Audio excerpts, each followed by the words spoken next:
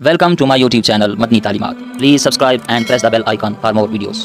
رمضان مبارک کے آخری جمعہ میں جو 4 رکعت قضائے عمری کے نفل ادا کیے جاتے ہیں اس کا کیا طریقہ ہے، اس کی نیت کیسے کریں گے، اس کا وقت کون سا ہے، کیا جمعہ کی نماز سے پہلے ادا کریں گے یا جمعہ کی نماز کے بعد ادا کریں گے، اور پھر اس میں جو سورہ کوثر پڑھی جاتی ہے وہ کتنی بار پڑھیں گے، آیت الکرسی کتنی بار پڑھیں گے، اس کا مکمل تفصیل کے ساتھ طریقہ بتائیں۔ یہ بہت زیادہ بار بار یہ میسیجز آ رہے ہیں، تو میں اس پر ابھی مکمل بات کرتا ہوں۔ بسم اللہ الرحمن الرحیم، السلام علیکم ورحمۃ اللہ۔ معزز سامعین کرام، قضائے عمری کے 4 نوافل ادا کرنے کا طریقہ کیا ہے، یہ سوال بہت زیادہ پوچھا جا رہا ہے۔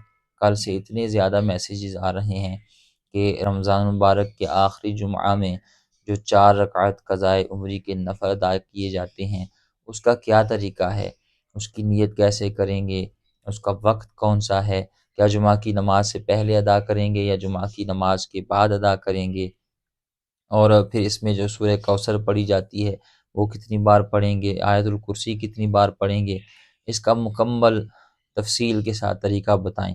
یہ بہت زیادہ بار یہ میسیجز آ رہے ہیں، تو میں اس پر ابھی مکمل بات کرتا ہوں۔ یاد رکھیں، آپ کی زندگی کی جتنی نمازیں قضا ہو چکی ہیں اس کی قضا کرنا آپ پر لازم ہے، واجب ہے، ورنہ آپ سخت گناہگار ہوں گے۔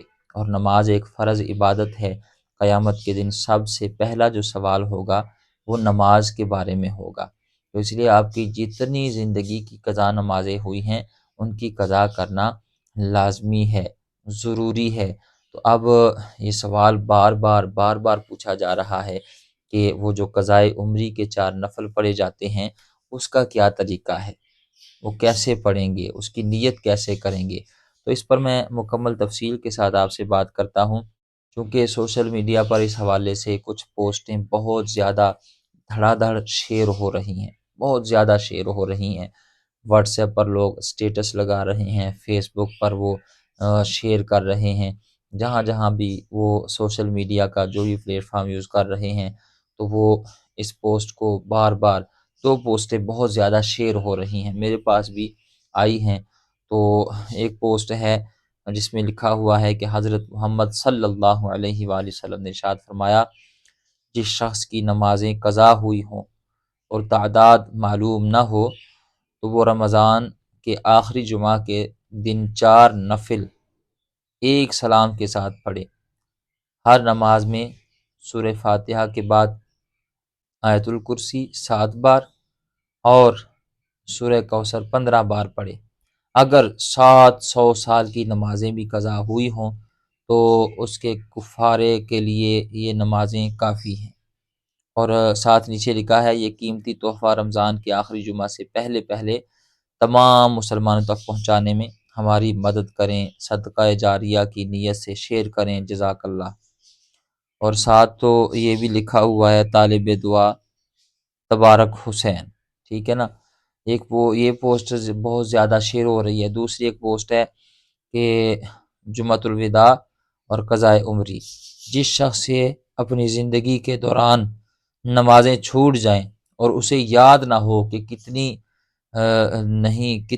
چھوٹی تھیں، کتنی نہیں پڑھی، تو اسے چاہیے کہ رمضان کے آخری جمعہ کے کو 4 رکعت نماز، ایک تشہد، سورہ فاتحہ اور سورۃ القدر 15 مرتبہ اور سورہ کوثر اسی تعداد کے ساتھ پڑھے، اور یہ نیت کرے کہ میں نیت کرتا ہوں 4 رکعت نماز ان نمازوں کے کفارے کے طور پر جو میں نے چھوڑی۔ تو یہ پوسٹیں بہت زیادہ جو ہیں وہ فیس بک پر اور واٹس ایپ پر لوگ دھڑا دھڑ شیئر کر رہے ہیں، کیونکہ رمضان کا آخری جمعہ بالکل عن قریب وہ آنے والا ہے، تو بہت زیادہ یہ پوسٹیں شیئر کی جا رہی ہیں۔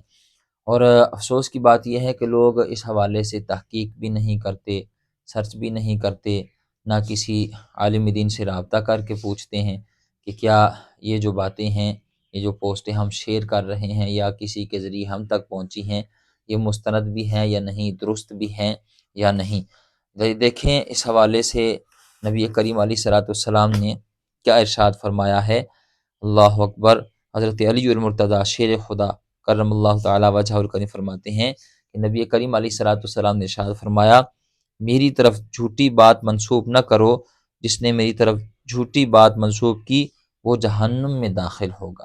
اور حضرت مغیرہ فرماتے ہیں میں نے حضور علیہ الصلوۃ والسلام سے سنا، حضور نے فرمایا مجھ پر جھوٹ باندھنا عام لوگوں پر جھوٹ باندھنے کی طرح نہیں ہے، جو میرے متعلق جان بوجھ کر جھوٹ باندھے گا وہ اپنا ٹھکانہ جہنم میں بنا لے۔ اور ایک اور حدیث پاک میں ارشاد فرمایا جو میرے متعلق ایسی بات کہے جو میں نے نہ کہی ہو تو اسے چاہیے کہ وہ اپنا ٹھکانہ جہنم میں بنا لے۔ تو یاد رکھیں اس طرح کے میسیجز بغیر تحقیق کے، بغیر تصدیق کے وہ شیئر نہیں کرنے چاہیے، پہلے کسی عالم دین سے رابطہ کر کے پوچھنا چاہیے کہ یہ بات ٹھیک بھی ہے یا نہیں۔ یاد رکھیں ایسے میسیج کو آگے شیئر کرنے والے، سٹیٹس لگانے والے، دوسروں تک پہنچانے والے، یہ سارے اس میں برابر کے شریک ہیں اور وہ اس گناہ میں شامل ہیں۔ مجھے کئی مرتبہ میسیجز آتے ہیں کہ 10 لوگوں کو اس میسیج کو شام تک دوسرے لوگوں تک شیئر کرو تو کیا ہوگا، تو آپ کو خوشخبری ملے گی، ٹھیک ہے نا، اور اگر شیئر نہ کیا تو بہت بڑا نقصان ہو جائے گا۔ تو اس طرح کے میسیجز مجھے بھی آتے رہتے ہیں جی، تو میں نے کبھی ان پر دھیان نہیں دیا۔ نقصان بھی اللہ دینے والا ہے اور خوشخبریاں بھی اللہ ہی دینے والا ہے، ٹھیک ہے نا۔